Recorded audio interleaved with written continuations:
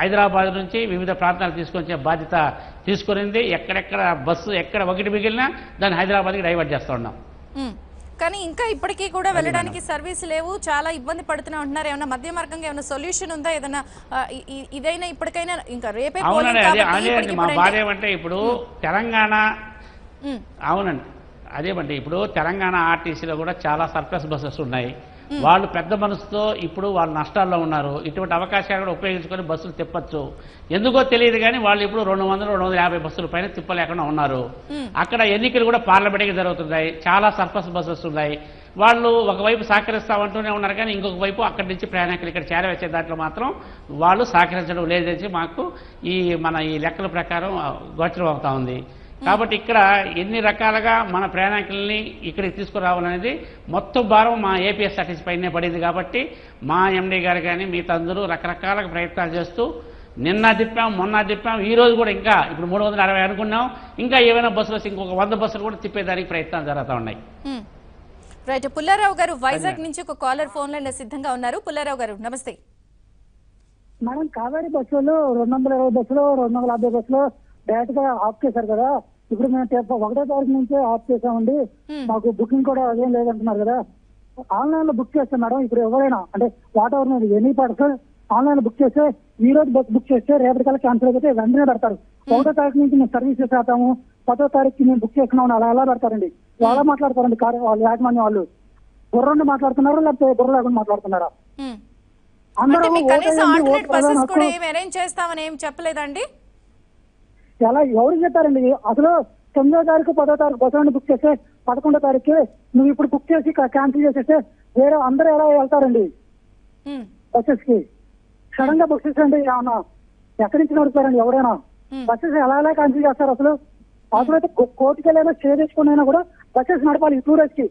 ఎందుకు ముందు ఓటు వేయడం ప్రాథమిక హక్కు అని అంటున్నారు కదా.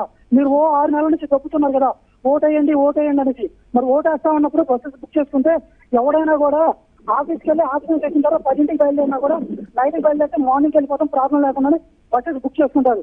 బుక్ చేసుకున్న ఎలా ఆపుతారు మీరు ఈ టైంలో? సడన్ గా ఫోన్ చేసి మేము బస్సులను బుక్ క్యాన్సిల్ చేస్తున్నాం మార్నింగ్ 125 బస్సెస్ అని ఎలా చెప్తారు? ఇప్పుడు నైట్ బయలుదేరేవాడు మార్నింగ్ విజయవాడ వస్తే విజయవాడ నుంచి మళ్ళీ వాడు ఒక 5-6 గంటలు జర్నీ చేయాలన్నా కూడా మధ్యాహ్నం కనీసం 1:00కి 2:00కి వెళ్ళినా కూడా 5 దాకా టైం ఉంటుంది కాబట్టి ఓటు వేస్తాడు. ఒక ఓటు కోసం వాడు 4 రోజులు జర్నీ చేసి ఆపుకొని వెళ్తున్నాడు కదా. అలాంటప్పుడు బస్సెస్ ఇంత సడన్ గా ఎలా క్యాన్సిల్ అయిపోతే 1వ తారీఖు బుక్ చేసిన బస్సులు 10వ తారీఖు ఈ రోజు మాకు తెలిసిందండి క్యాన్సిల్ చేస్తున్నాము.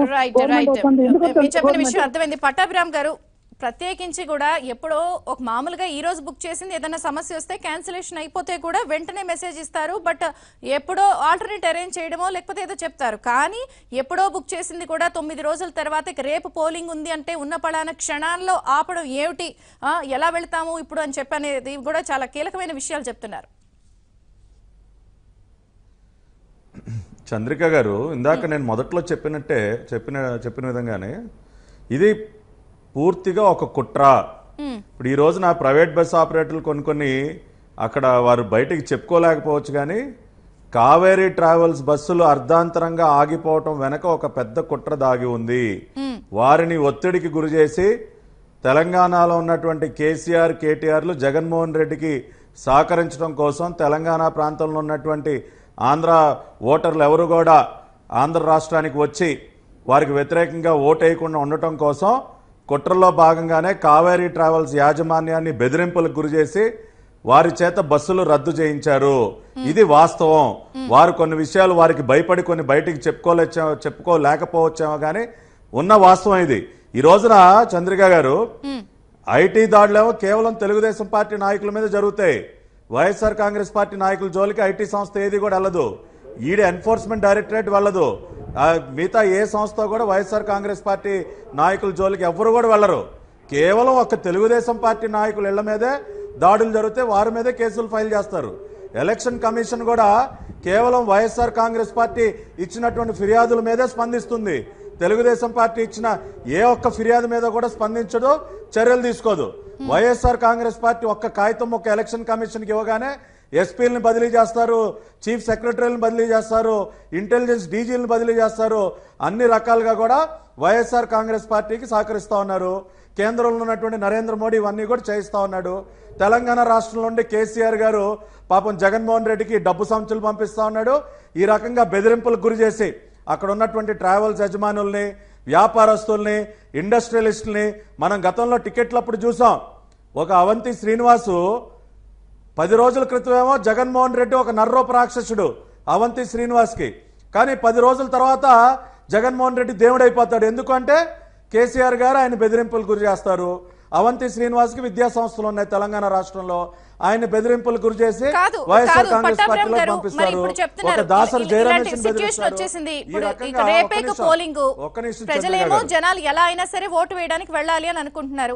మరి వీళ్ళేమో ప్రత్యేక సర్వీసులు నడుపుతూనే ఉంటారు, అయినప్పటికీ కూడా సరిపోవట్లేదు. ఆల్రెడీ రిజర్వేషన్ చేసుకున్న వాళ్ళందరివి రద్దు అయిపోయినాయి. ఏమైనా ప్రత్యేకించి ఏమైనా మీరైనా సరే ఏమైనా ఏర్పాట్లు చేస్తారా జనం? ఎందుకంటే ప్రాథమిక హక్కు అనేది ఓటు వేయాల్సిన బాధ్యత అందరికీ ఉంది.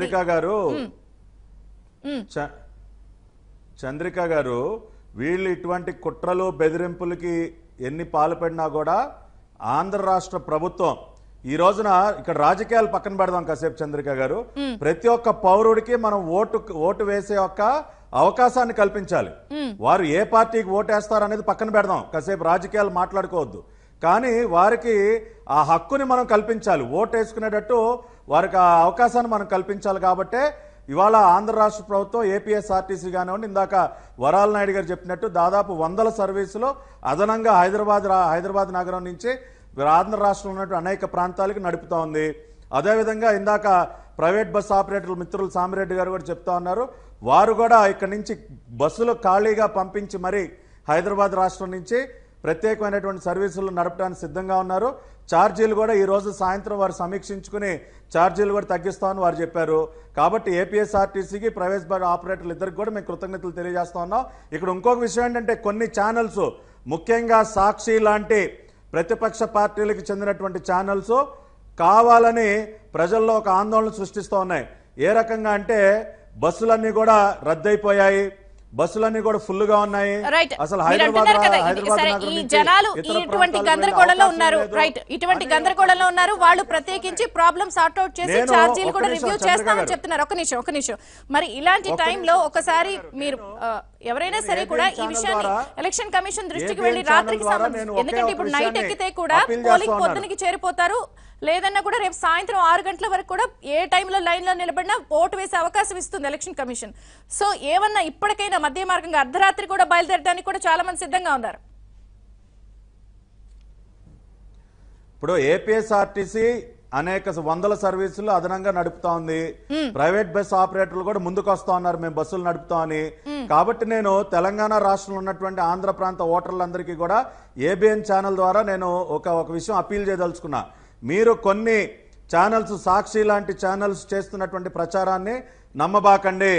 బస్సులన్నీ రద్దయిపోయాయి, అసలు ఎక్కడా కూడా బస్సుల్లో ఖాళీలు లేవు అని ఏదైతే ఒక దుష్ప్రచారం చేస్తా ఉన్నారో దాన్ని నమ్మద్దు. ఎస్, కావేరీ సంస్థ లాంటి బస్సుల్ని వాళ్ళని భయభ్రాంతులు గురి చేసి రద్దు చేసినప్పటికీ ఈ రోజున ఏపీఎస్ఆర్టీసీ కానివ్వండి, ఈ కొంతమంది ప్రైవేట్ బస్ ఆపరేటర్లు కానివ్వండి స్వచ్ఛందంగా వారు ముందుకొచ్చి అదనంగా బస్సులు నడుపుతూ ఉన్నారు. కాబట్టి అటువంటి దుష్ప్రచారాన్ని కూడా నమ్మకుండా ఏపీఎస్ఆర్టీసీ ప్రొవైడ్ చేసేటటువంటి అదనపు సర్వీసుల్ని మీరు వినియోగించుకోండి.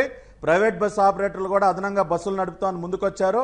కాబట్టి ఆ సర్వీసులను కూడా వినియోగించుకుని రాజ్యాంగం మీకు కల్పించినటువంటి ఓటు హక్కును వినియోగించుకుని రేపు ఆంధ్ర రాష్ట్రానికి వచ్చి ఓటు వేస్తేనే ఆంధ్ర రాష్ట్ర భవిష్యత్తు బాగుంటుంది.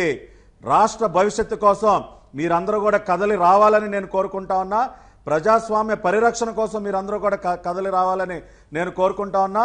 తప్పనిసరిగా మీరందరూ కూడా రేపు ఉదయం 7 గంటల నుంచి సాయంత్రం 6 గంటల వరకు ఏదైతే పోలింగ్ చేసుకునే అవకాశం ఉందో ఆ అవకాశాన్ని వినియోగించుకుని ఆంధ్ర రాష్ట్రాన్ని కాపాడండి, రాష్ట్ర భవిష్యత్తును కాపాడండి అని చెప్పి తెలుగుదేశం పార్టీ పక్షాన నేను ప్రతి ఒక్కరిని కూడా అప్పీల్ చేస్తా ఉన్నా.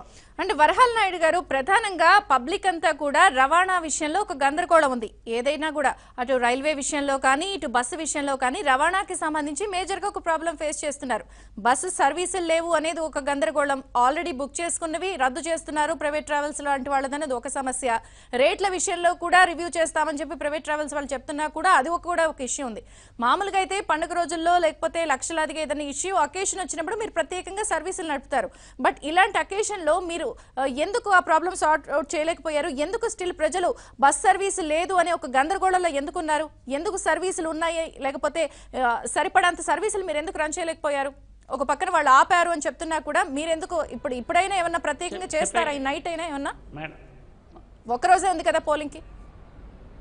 మ్యాక్సిమం మేడం ఆర్టీసీ యాజమాన్యం మాకు ఒక మంచి అవకాశం. 2 రకాలు, ఒకటి ప్రయాణికుల సౌకర్యం, రెండొకటి ఆర్టీసీకి ఆదాయం. ఇటువంటి సమయంలో మేము ఒక్క బస్సులు కూడా కామ్గా పెట్టుకోం. డిపోల్లో ప్రతి బస్సుని రోడ్డుపైకి తెస్తా ఉన్నాం, పంపిస్తా ఉన్నాం. ఇప్పుడు వచ్చిన సమస్య అంతా ఇక్కడ ఎలక్షన్ కమిషన్ 6,500 బస్సులు తీసుకునేది మా దగ్గర ప్రత్యేకంగా స్పెషలైజ్ పైన. మిగతా బస్సులను మొత్తాన్ని మేము రకరకాలుగా ఆపరేట్ చేస్తూ ఉన్నాం. ఒక్క బస్సు వచ్చినా కూడా హైదరాబాద్ నుంచే పెట్టాం. ప్రత్యేకంగా హైదరాబాద్ నుంచే ఎక్కువ బస్సులు నడిపేదానికి కూడా మా యాజమాన్యం ప్లాన్ చేసింది. రాత్రి మొత్తం తిప్పుతాం. ఒక్క బస్సు ఎక్కడ మరి ఒక్కొక్క బస్సు 2-3 సార్లు కూడా హైదరాబాద్కి వెళ్ళి వస్తూ ఉంది. రేపు మార్నింగ్ 6 గంటల వరకు కూడా హైదరాబాద్ నుంచి స్పెషల్ బస్సులు తిప్పుతూనే ఉంటాం. రీజనబుల్ ఫ్యాస్ట్లో తిప్పుతాం. మా దగ్గర మాత్రం ఆర్టీసీ శక్తికి మించి 100% తిప్పాలంటే 200% తిప్పేట్టుగా మా యాజమాన్యం ప్లాన్ చేసిందండి. ఎక్కడ ఏమి ఇబ్బంది పడాల్సిన లేదు. ప్రయాణికులు ఎక్కువ ఛార్జీలు వసూలు చేయరు. ఆర్టీసీ సురక్షితమైన ప్రయాణం, యాక్సిడెంట్లు చాలా తక్కువ. ఆర్టీసీ బస్సుల్లో ప్రయాణించండి. ఎవరికైనా ఏమైనా ఇబ్బంది ఉంటే కాల్ సెంటర్కి ఫోన్ చేసి కూడా మాకు పలానా చోట మేము 40 మంది 50 మంది ఉన్నామంటే కూడా వాళ్ళ ప్రాంతానికే కూడా ఏపీఎస్ఆర్టీసీ బస్సులు పంపించి అక్కడి నుంచి కూడా వాళ్ళ కాలనీ నుంచి కానీ వాళ్ళ యొక్క అపార్ట్మెంట్ నుంచి కూడా తీసుకొచ్చే సంస్కృతి కూడా ఆర్టీసీలో ఉంది. కాబట్టి ఆర్టీసీ సర్వీసులు చక్కగా ఉపయోగించుకొని ప్రతి ఒక్కరూ వాళ్ళ యొక్క ఓటును మన ఆంధ్రప్రదేశ్లో వచ్చి వినియోగించుకోవడానికి ఏపీఎస్ఆర్టీసీ తన బాధ్యతగా స్వీకరించింది. అనేక వందలాది సర్వీసులు నడుపుతూ ఉంది. రాత్రి రేపు మొత్తం నడుపుతూనే ఉంటుందనేసి మీ ద్వారా మా ఆర్టీసీ ప్రయాణికుల దేవుళ్లకు విజ్ఞప్తి చేస్తూ ఉన్నామండి. అండ్ ఒక కాలర్ గిరిధర్ గారు హైదరాబాద్ నుంచి ఫోన్ లైన్లో సిద్ధంగా ఉన్నారు. గిరిధర్ గారు నమస్తే. రైట్, కాలర్ కట్ అయింది. సో పట్టాభిరామ్ గారు మీరేం చెప్తారు? మామూలుగా అయితే ఇప్పుడు ఒక బస్సు సర్వీసులే కాకుండా రైల్వేస్ కి సంబంధించి కూడా దక్షిణ మధ్య రైల్వే 48 ప్రత్యేక రైళ్లను నడుపుతోంది అని చెప్తోంది. అయినప్పటికీ కూడా బుక్ చేసుకున్న వాళ్ళు ఎప్పుడో బుక్ చేసుకున్నా కూడా వెయిటింగ్ లిస్టు 100, 120, 150 చూపిస్తోంది. 1-2 ఉంటేనే అయ్యే పరిస్థితి ఉండదు. అలాంటిది 100, 150 చూస్తున్నా కూడా అంటే హోప్స్ సన్నగిలిపోతున్నాయి. ఉన్నదే ఒక రోజు ఓటింగ్ వెళ్ళడానికి. మరి ఇలాంటి టైంలో మీరు ముందే నోటిఫికేషన్ వచ్చినప్పుడు కూడా ఏపీ ప్రభుత్వం కానీ లేకపోతే ఏమన్నా ఇంకొన్ని ప్రత్యేక రైళ్లను కల్పించాలని దక్షిణ మధ్య రైల్వేని కానీ రైల్వే శాఖను కానీ కోరడం ఏం చేయలేదా? ఇలాంటి ప్రయత్నం రైల్వే దిశగా ఏమైనా చేశారా? చంద్రిక గారు, సాధారణంగా ఎప్పుడు ఎన్నికలు జరిగినా ఇటువంటి రద్దీగా ఉన్నటువంటి తేదీల్లో రైల్వేస్ కానివ్వండి, ఆర్టీసీ లాంటి సంస్థలు కానివ్వండి, అదనంగా సర్వీసులు నడపడం అనేది అది ఆనవాయితీగా వస్తుంది. కానీ ఇవాళ దేశంలో ఒక నియంత పరిపాలన సాగుతోంది. కాబట్టి ఈయన అన్ని వ్యవస్థల్ని కూడా తన స్వార్థం కోసం ఉపయోగించుకుంటా ఉన్నాడు. నేను ఒక ఉదాహరణ చెప్తా చంద్రిక గారు. ఢిల్లీలో మేము ధర్మ పోరాట దీక్ష చేయటం కోసం ఇక్కడి నుంచి మేము ప్రత్యేక రైలు ద్వారా ఇక్కడ ప్రజలందరినీ కూడా ఢిల్లీ తీసుకెళ్లే ప్రయత్నం చేస్తే ఆ రైలును కూడా పదే ఆ ట్రైన్ అడ్డుకొని ప్రజలెవరూ కూడా ఢిల్లీ చేరకుండా చేసినటువంటి ప్రభుత్వం నరేంద్ర మోడీ ప్రభుత్వం. అటువంటి ప్రభుత్వం ఈ రోజున తెలంగాణ ప్రాంతం నుంచి ఆంధ్ర రాష్ట్రానికి వచ్చి ఓటర్లు ఓటైపోతా ఉన్నారు, వారికి వ్యతిరేకంగా ఓటు పడబోతా ఉందంటే తప్పకుండా దాన్ని అడ్డుకునే ప్రయత్నం చేస్తారు. కానీ ఈ రోజున ప్రజలు అత్యంత చైతన్యవంతంగా ఉన్నారు. ఇటువంటి అడ్డంకులు ఎన్ని సృష్టించినప్పటికీ కూడా మాకు పూర్తి విశ్వాసం ఉంది. ప్రజలు రేపు పెద్ద ఎత్తున 2014లో ఏ రకంగా అయితే పెద్ద ఎత్తున ఆంధ్ర ప్రాంతానికి వచ్చి ఒక్క తెలంగాణ నుంచే కాదు చంద్రిక గారు, విదేశాల నుంచి కూడా వచ్చి ఓటు చేశారు. ఈసారి కూడా అదే పరిస్థితి నెలకొని ఉంది. ఇతర దేశాల నుంచి కూడా ప్రజలు రేపు వచ్చి ఓటు వేయబోతా ఉన్నారు. ప్రతిపక్ష పార్టీలు జగన్మోహన్ రెడ్డి, కేసీఆర్, మోడీ ఎన్ని కుట్రలు చేసినా కూడా ప్రజాస్వామ్యంలో ప్రజలకు ఇచ్చినటువంటి ఓటు అనే ఆయుధాన్ని వారు అడ్డుకోలేరు. రేపు పెద్ద ఎత్తున ఓటింగ్ జరగబోతా ఉంది. రేపు సాయంత్రానికల్లా మనం పోలింగ్ పర్సంటేజ్ కూడా చూస్తాం. ఎందుకంటే ప్రజలు కంకణం కట్టుకుని ఉన్నారు. ఇటువంటి దుష్ట శక్తుల్ని మనం అడ్డుకోవాలి, ఇటువంటి కుట్రలు చేస్తున్నటువంటి వ్యక్తులకి మనం బుద్ధి చెప్పాలని చెప్పి ప్రజలు డిసైడ్ అయి ఉన్నారు. కాబట్టి వీళ్ళు ఎన్ని అడ్డంకులు సృష్టించినా కూడా ప్రజలు తప్పకుండా రేపు పోలింగ్ బూతుల దగ్గర బారులు తీరు ఉంటారు. వీరికి వ్యతిరేకంగా ఓటు వేస్తారు. ఆంధ్ర రాష్ట్ర భవిష్యత్తుని, దేశ భవిష్యత్తును కూడా కాపాడతారన్న పూర్తి విశ్వాసం మాకుంది. ఏపీఎస్ఆర్టీసీ యాజమాన్యానికి, సిబ్బందికి, అదేవిధంగా ధైర్యంగా మరి ముందుకొచ్చి బస్సులు తిప్పుతామని ముందుకొచ్చినటువంటి ప్రైవేట్ బస్సు ఆపరేటర్ల సంఘానికి కూడా మేము అభినందనలు తెలియజేస్తా ఉన్నాం. తెలంగాణ రాష్ట్రంలో ఉన్నటువంటి కేసీఆర్ ఎన్ని బుదిరింపులకు గురి చేసినా ఈ రోజున ధైర్యంగా ప్రైవేట్ బస్ ఆపరేటర్లు మీడియా ముందుకు వచ్చి ఎస్ మేము సర్వీసులు తిప్పుతామని చెప్పడం అనేది నిజంగా చాలా అభినందనీయం. వారిని కూడా మేము అభినందిస్తా ఉన్నాం. ప్రజాస్వామ్య పరిరక్షణ కోసం ఓటర్లకి ఓటు వేసే అవకాశాన్ని కల్పించడం కోసం ఈ రోజున ఈ రెండు సంస్థలు రెండు వ్యవస్థలు కూడా ముందుకు రావడం అనేది చాలా హర్షణీయం. వాళ్ళు పోలింగ్ వెళ్లేదే వాళ్ళు. గణేష్ గారు చెప్పండి. చెప్పండి చంద్రిక్ గారు చెప్పండి. నమస్తే. నమస్తేమా. ఒకసారమ్మా వాల్యూమ్ తగ్గించి మాట్లాడండి, ఫోన్ లో మాట్లాడండి డైరెక్ట్ గా. అమ్మా విషయం ఏంటంటమ్మా, చెప్పండి. అమ్మా విషయం ఏంటంటే పట్టాభిరామ్ గారు మాట్లాడారు కదండి. కదమ్మా. చెప్పండి, వింటున్నాం. పట్టాభిరామ్ గారు మాట్లాడాలి. అందులో వాస్తవం 100కే 2% ఉందండి. పట్టాభిరామ్ గారు మాట్లాడిన దాంట్లో వాస్తవం 100కి 2% ఉందండి. అక్కడ నుంచి మనకి అలాగే ఏంటంటమ్మా మన తెలంగాణ నుంచి మనకి మామూలుగా ఏంటంటే ఏ బస్సులు రానివ్వరండి.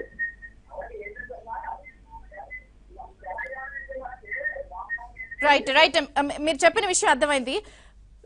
పట్టాభిరామ్ గారు, ప్రత్యేకించి కాలర్ చెప్తోంది ఏంటంటే కావాలనే సర్వీసుల్ని రద్దు చేస్తున్నారు, కావాలనే నడపటం లేదు, ఇందులో వ్యూహం ఉంది, రాజకీయ ఎత్తుగడ ఉందనేది కూడా డైరెక్ట్ కాలరే చెప్తున్నాడు, కావాలనే నడపట్లేదు అని.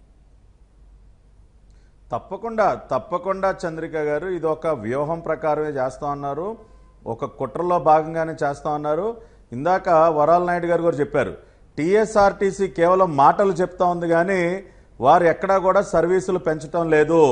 వారి వద్ద అదనంగా బస్సులు ఉన్నప్పటికీ కూడా, ఐడిల్గా ఖాళీగా బస్సులు ఉన్నప్పటికీ కూడా వారు బస్సులు తిప్పట్లేదని చెప్పి మా ఏపీఎస్ఆర్టీసీ మిత్రులు చెప్తా ఉన్నారు. కాబట్టి దీన్ని బట్టి అర్థమవుతా ఉంది, వారు ఏదో ఒక రకంగా తెలంగాణ ప్రాంతంలో ఉన్నటువంటి ఆంధ్ర ఓటర్లని ఆంధ్ర ప్రాంతాలకు వెళ్లకుండా వాళ్ళు అడ్డుకునే ప్రయత్నం చేస్తూ ఉన్నారు. దానిలో భాగంగానే టీఎస్ఆర్టీసీ దగ్గర అదనంగా బస్సులు ఉన్నప్పటికీ వారు తిప్పట్లేదు. అదేవిధంగా ప్రైవేట్ బస్సు కావేరీ ట్రావెల్స్ లాంటి ప్రైవేట్ బస్సు యాజమాన్యాలను కూడా బెదిరింపులు గురి చేసి ఆ బస్సులు రద్దయ్యే విధంగా చేస్తూ ఉన్నారు. ఈ కుట్రలన్నింటినీ కూడా సమర్థవంతంగా ఎదుర్కొంటాం.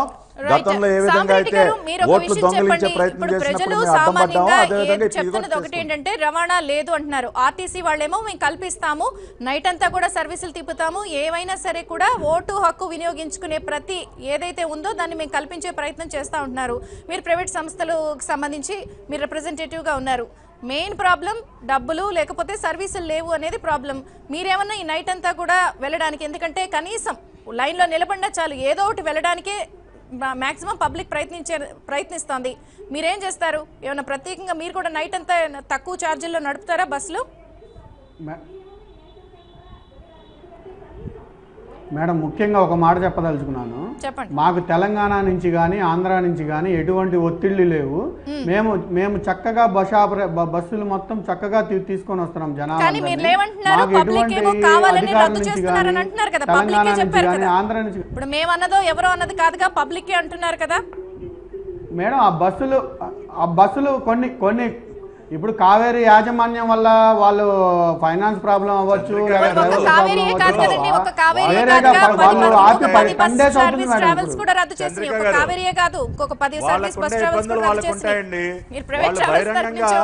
వాళ్ళు బహిరంగంగా బెదిరింపులకు గురవుతున్నాను కనుక వాళ్ళు చెప్తే రేపటి నుంచి వాళ్ళు బస్సులు తిరగవు తెలంగాణ రాష్ట్రంలో. వాళ్ళకు ఉండేటటువంటి ఇబ్బందులు వాళ్ళకు ఉంటాయి. బహిరంగంగా తెలంగాణ రాష్ట్రంలో వాళ్ళకే ఇబ్బంది కాబట్టి వాళ్ళ ఇబ్బందిని మనం అర్థం చేసుకుందాం. ఇప్పుడు మామూలుగా వాళ్ళ ఇబ్బందిని మనం అర్థం చేసుకుందాం. వాళ్ళ ఇబ్బందిని మనం అర్థం చేసుకుందాం.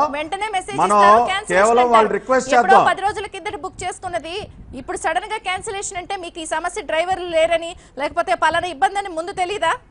ఇప్పుడు సరే ఒక కావేరీ ట్రావెల్స్ వదిలేండి, సరే వాళ్ళ ఇష్యూ, మిగిలిన 10 ట్రావెల్స్ పబ్లిక్ చెప్తోంది కదా మిమ్మల్ని బెదిరిస్తున్నారని.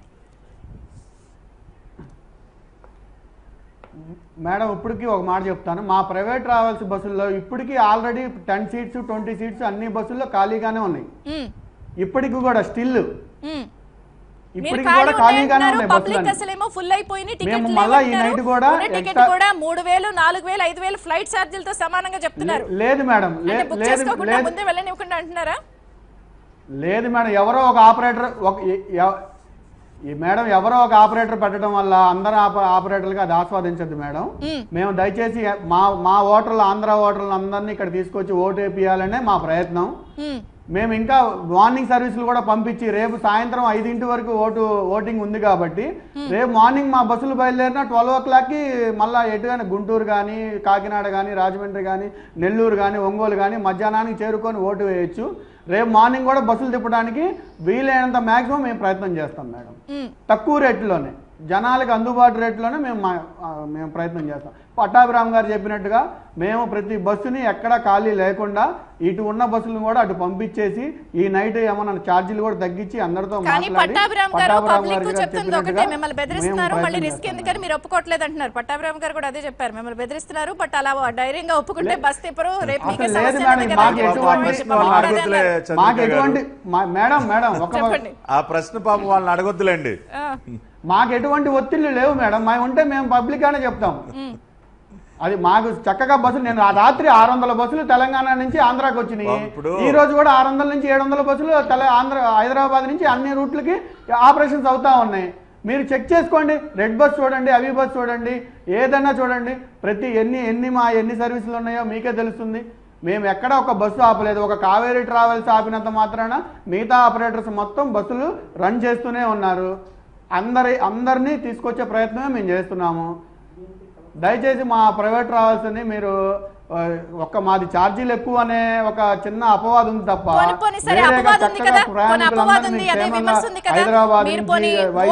ఓటు హక్కు వినియోగించే టైంలో కూడా మీరైనా మధ్య మార్గంగా పోనీ ప్రజాస్వామ్యమేగా, దేశ భవిష్యత్తేగా, ఓటే కదా అందరూ వేసేది, మీరైనా పోనీ తగ్గించి మీరు కూడా సర్వ్ చేసేవనుకోవచ్చుగా కంట్రీకి. తప్పకుండా మేడం,